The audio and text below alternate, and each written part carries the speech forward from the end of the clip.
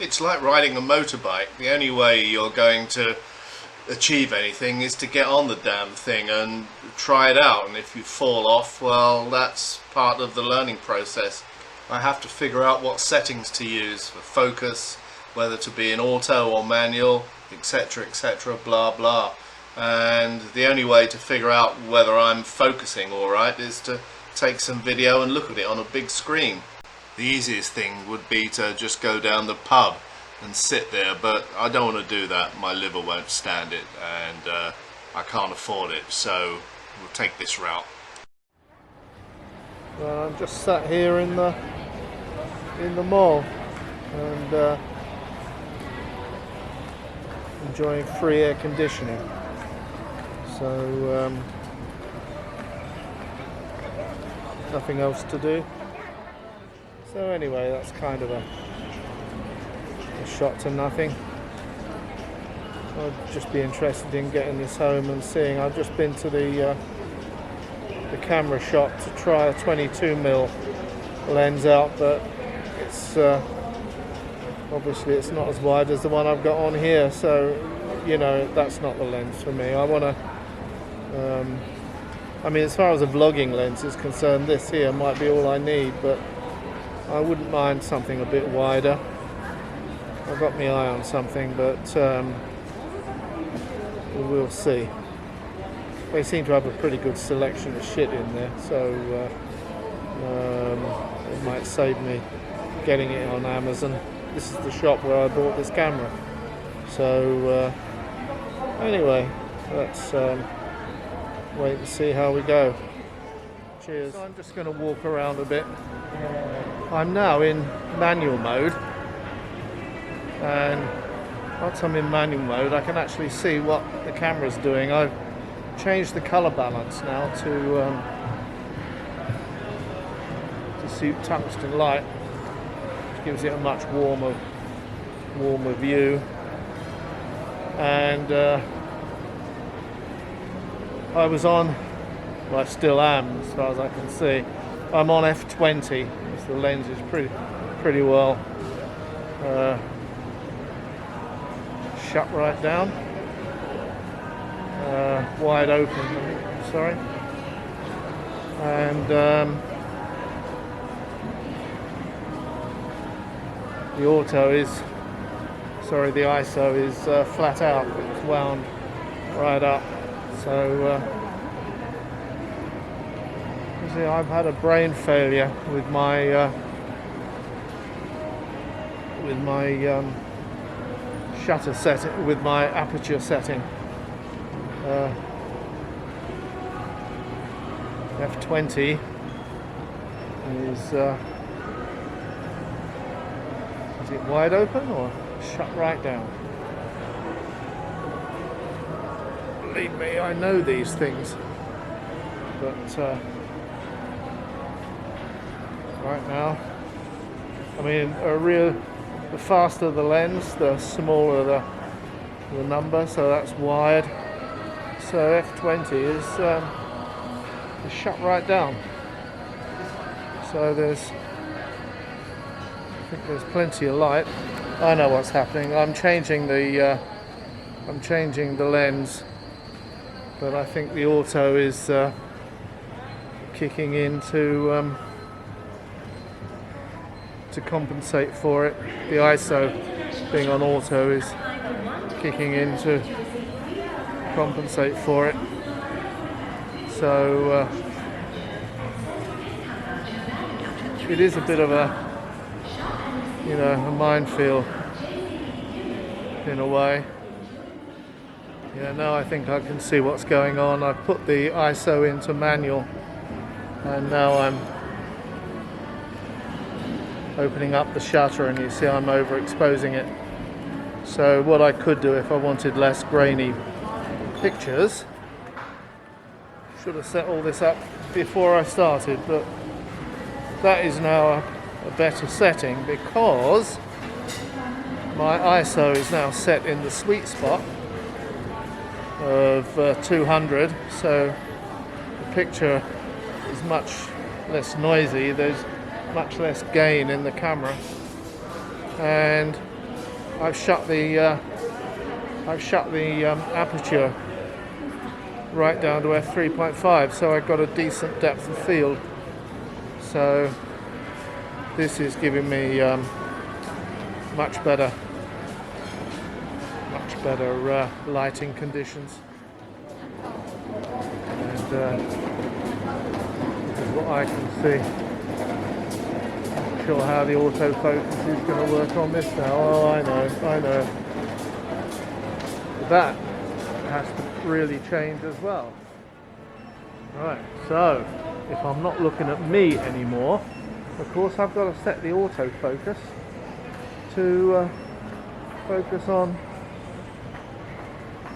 a single point, which I think I've done.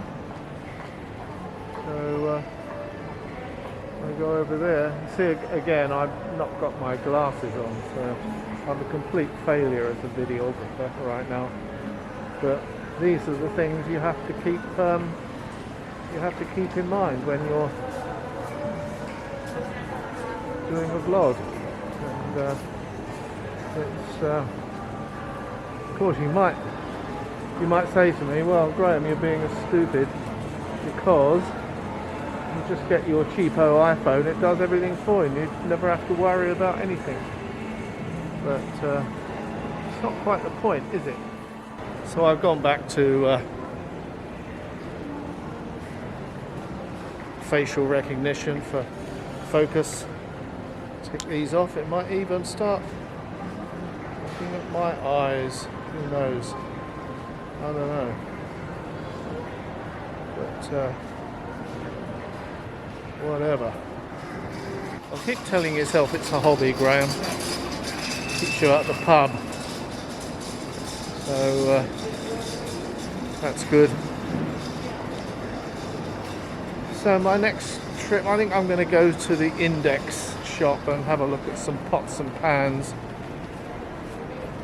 I really want to sit at home, you know, that's just the problem. But always my default, my go-to is going down the pub, and I can't do that. A, because I can't afford it, and B, because it's wrecking my health. So anyway, I'm going to go back to the car, and this is actually giving me a few more thoughts about the choice of the next lens. And I think providing there's enough light for general purpose walking around and vlogging, this kit lens I've got is perfectly adequate for my needs. So the next one I get might be a 10 to 22, which again is pretty slow. It's actually slower lens than this one, but it's got a wider field of view, which is kind of better in that respect, so it gives you a bit of extra flexibility. I don't want to go around buying loads of extra lenses. I don't want 1,000 lenses. That's just see, it's dark out here in the garage, so it's as much light as I can get in here. So I need to up the ISO.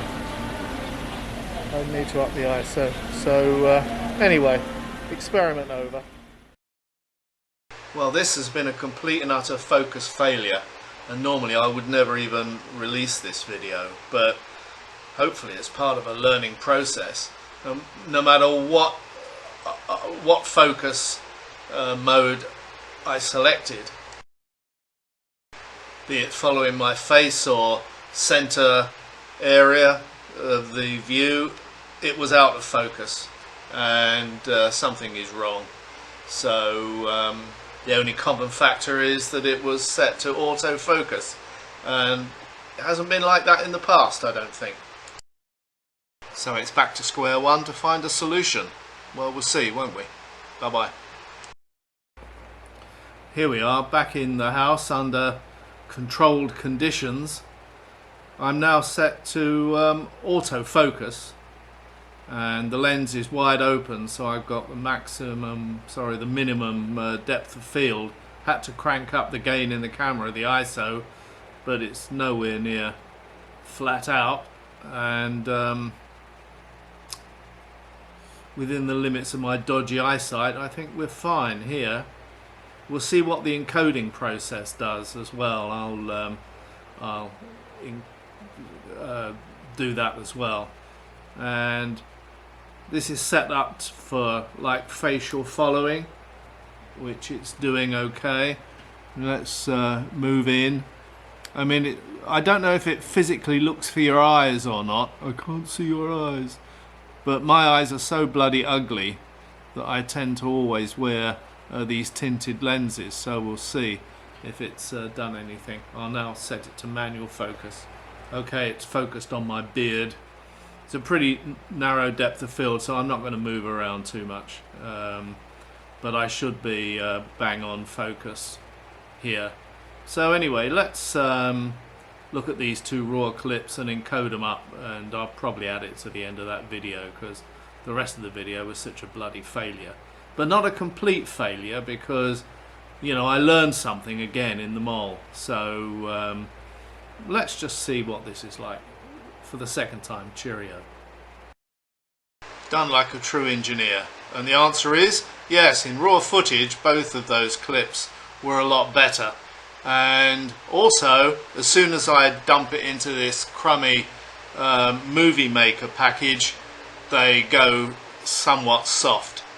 Not as soft as we were seeing from the mall footage, but it certainly detracts. So there is the answer. Not quite the answer, sonny boy.